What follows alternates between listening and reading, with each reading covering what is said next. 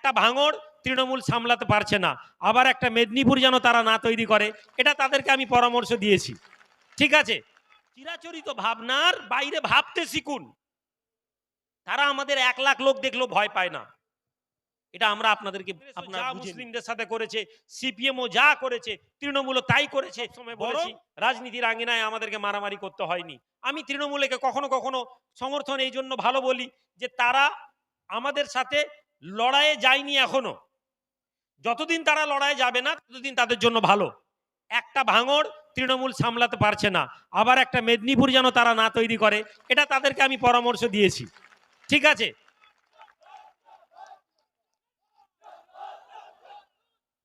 সম্মানিত ভাইয়েরা, ফলে তারা আমাদের সাথে লাগেনি, এটাও বলতে আমার দ্বিধা নেই।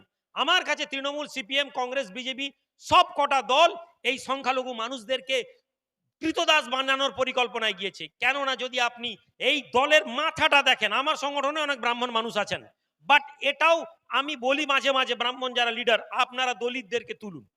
কেন না, এদের মাথায় টপ লিডার সে বুদ্ধদেব ভট্টাচার্য, তিনিও ব্রাহ্মণ, মমতা বন্দ্যোপাধ্যায় তিনিও ব্রাহ্মণ, কংগ্রেসের মধ্যে যখন মুখার্জি ছিলেন, বিজেপির কি বলে শ্যামাপ্রসাদ বন্দ্যোপাধ্যায় ছিলেন, অ্যাটলিস্ট প্রায় 90% দেখবেন তারা ব্রাহ্মণ্যবাদের লোক নিয়ন্ত্রণ করে। ফলে ভাবনা এক জায়গা থেকে আসছে। আমি ব্রাহ্মণ্যবাদের বিরুদ্ধে নই, কিন্তু এটা এক্স্যাক্টলি এটা মাথায় রাখতে হবে। এই সব দলের মাথারা একই ব্যবহার করেছে। কংগ্রেসও যা মুসলিমদের সাথে করেছে, সিপিএমও যা করেছে, তৃণমূলও তাই করেছে, বরং সময়ের সাথে সাথে তারা আরো তাদের ধারণা অত্যাচার কমিয়ে দিয়ে এসেছে।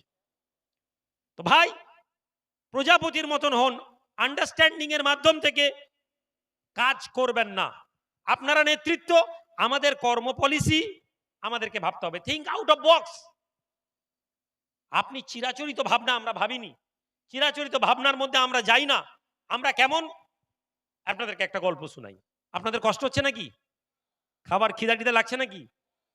বলে দিই, আমরা জেলার বড় বড় প্রোগ্রাম করা ছেড়ে দিয়েছি। এটাও আমাদের, ওই যে বললাম, চিরাচরিত ভাবনার বাইরে ভাবতে শিখুন। তারা আমাদের 1 লাখ লোক দেখলো ভয় পায় না, এটা আমরা আপনাদেরকে, আপনারা বুঝে নিন। আজ সিপিএম ছেড়ে দিন, কংগ্রেস, বিজেপি, তৃণমূল, এরা আমাদের যদি 1 লাখ লক্ষ কলকাতা আমি জড়ো করে দিই, তারা ভয় পায় না। তারা জানে গোটা পশ্চিমবঙ্গ থেকে 200, 500, 1000, 2000 করে লোক করে 1 লাখ জড়ো করেছে। এদের ক্যাপাসিটি কি আমরা জানি, তারা জানে। তারা, আমরা মনে করি লোক দেখালে আমরা, তারা আমাদেরকে ভয় পাবে। আজ তারা আমাদের লোক দেখে ভয় পায় না, কেননা তারা জানে এই জাতির লোক, এই জাতির লোককে কৃতদাস বানিয়ে দিয়েছি। আমরা আমাদের পলিসি চেঞ্জ করি এবং সময়ের সাথে সাথে আমরা নিজেদেরকে ডেভেলপ করার চেষ্টা করেছি, সময়ের সাথে সাথে নিজেদেরকে অ্যাডজাস্ট করার চেষ্টা করেছি। কেমন? আপনাকে শিখতে হবে তারা আপনাদেরকে কি দিয়ে মারছে। তারা আপনাদেরকে বন্দুক দিয়ে মারে না, তারা আপনাদেরকে গুলি করে মারে না, তারা আপনাদেরকে হাতে মারছে, হাতে মারছে না। আর আপনি হাতে লড়াই করার জন্য বলছেন, আপনার এলাকায় একটা কিছু হয়ে গেল, বাস অবরোধ করে বাসের কাঁচ ভেঙে দিলেন 200 জন ছেলে এসে, তারপরে পুলিশ কিচ্ছু বলল না, ছেড়ে দিল। তারপরের দিন গিয়ে গ্রামের মধ্যে 200 লোক ছিল, 350 লোকের নামে কেস লঞ্চ করে দিল। হাওড়া জেলায় কিছুদিন আগে অবরোধ করে, পুরো হাওড়া জেলা অবরোধ করেছে মুসলিম ছেলেরা, অবরোধ করে দিয়ে মার কাট হই হই হই, কি মানুষজন বিশৃঙ্খলা অবস্থা। ওই জ্যামে আমি নিজেও ছিলাম। আমি অবরোধের পক্ষে নই, এই জন্যই যে আপনি অবরোধ করলেও সেটা সিস্টেমেটিক্যালি করুন। আপনি নবান্নে যাওয়া অবরোধ করুন, আপনি ডিএম কে ঢুকতে অবরোধ করুন, কিন্তু আপনি জনগণকে হ্যারাস করার জন্য অবরোধ করতে পারেন না। কত ইমার্জেন্সি রুগী থাকে, কত ইমার্জেন্সি লোক থাকে, কারো ফ্লাইট ধরার থাকে, কারো ট্রেন ধরার থাকে, কারো হসপিটাল যাওয়ার থাকে, আপনি রাস্তা অবরোধ করে বলছেন আমাদের দাবি মানতে হবে। আরে ওই অসহায় প্রেগনেন্ট মহিলা যার ডেলিভারি হওয়ার জন্য সে এখানে তমলুক বলে দিয়েছে হবে না, হাওড়া থেকে বলে দিয়েছে যাও চলে যাও কলকাতা যাও, আপনি দ্বিতীয় হুগলি সেতু অবরোধ করে বসে আছেন, ও মানতে হবে। তাহলে এই ভাবনা আমাদেরকে কখনো এগিয়ে নিয়ে যাবে না। অবরোধ করতে হয়, আপনাকে অল্টারনেটিভ রাস্তা তৈরি করতে হবে, আমাদেরকে এমার্জেন্সি ভেহিকলসকে ছাড়তে হবে, আমাদেরকে এমার্জেন্সি ছোট জায়গায় গাড়িকে ছাড়তে হবে। আমরা ট্রান্সপোর্টিং এর বড় জায়গাকে অবরোধ করতে পারি, আমরা বড় বড় ট্রাকেদেরকে অবরোধ করতে পারি, যে অবরোধ দেশের ইকোনমিকে ডিসব্যালেন্স করবে। এই পরিকল্পনা আমাদের মধ্যে নেই। আপনি বলছেন আমরা এমন ঘিরে দিব, একদম সব জাম করে দেব। তাহলে থিঙ্ক আউট অফ বক্স কি? একটা গল্প বলি আপনাদেরকে। একটি মহিলা, একজন ইটালির একটা উপকথা, রূপকথার গল্পটা, ইটালিয়ান একটা গল্প। সেখানে একজন মানুষ টাকা ধার নিয়েছিল একটি ইহুদির কাছ থেকে। ইহুদি হচ্ছে একটি অভিশপ্ত জাতি, গোটা পৃথিবীর লোক যাদেরকে অপছন্দ করে, কিন্তু বাস্তব ঘটনা এটাই, গোটা পৃথিবীতে নিয়ন্ত্রণ আজ তাদের হাতেই, অধিকাংশ জায়গায়। এই ইহুদি টাকা ধার নিয়েছে ওই মহিলার কাছ, বাপের কাছ থেকে। যখন সে টাকা ফেরত দিতে পারেনি, তখন ওই ইহুদি বলছে এক কাজ করো, তোমার মেয়ের সাথে আমার বিয়ে দাও, হয় টাকা ফেরত দাও, না হলে মেয়ে দাও। তো লোকজন এটাকে খারাপ সমালোচনা করলো। তো ইহুদি দেখলো যে এইভাবে যদি আমি ওর মেয়েকে বিয়ে করতে চাই তাহলে সমস্যা পড়ে যাবে। এক কাজ করো, একটা খেলা খেলি। কি খেলা? সে বলল যে দেখো, আমি এই ব্যাগে একটা কালো পাথর আর একটা সাদা পাথর রাখছি। কালো পাথর যদি তোমার মেয়ে তুলে নেয় তাহলে তোমার মেয়েকে আমি বিয়ে করব, আর যদি সাদা পাথর সে তুলে নেয় তাহলে কি করব না, তোমার মেয়েকে আমি ছেড়ে দেব।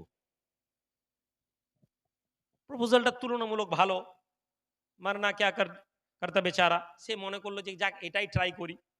তার মেয়ে এলো, তো তার মেয়ে দেখলো যে ভদ্রলোক দুটোই কালো পাথর ঢুকিয়েছে। এখন সে দেখলো যে তার ওই জুইস, ওই ইহুদি দুটোই কালো পাথর ঢুকিয়েছে। ফলে এখন সে যেই পাথরটাই বার করবে না কেন কালো পাথর বেরোবে। ইহুদি বলবে দেখো কালো পাথর, আমাকে বিয়ে করো। এখন সে মেয়েটা কি করবে?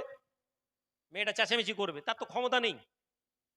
মেয়েটা স্যারেন্ডার হবে, যা হবে আমার ভাগ্যে এটাই ছিল, হাত ঢুকিয়ে বার করে নিবে, বার করে ওই ইহুদির পাল্লায় পড়ে যাবে। তো মেয়েটি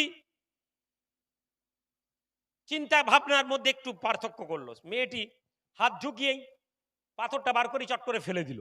কিছু লোক সাক্ষী ছিল তাদের দেখার আগেই, দিয়ে বলতে লাগলো হায় হায়, যা আমার হাত থেকে তো পাথরটা পড়ে গেল।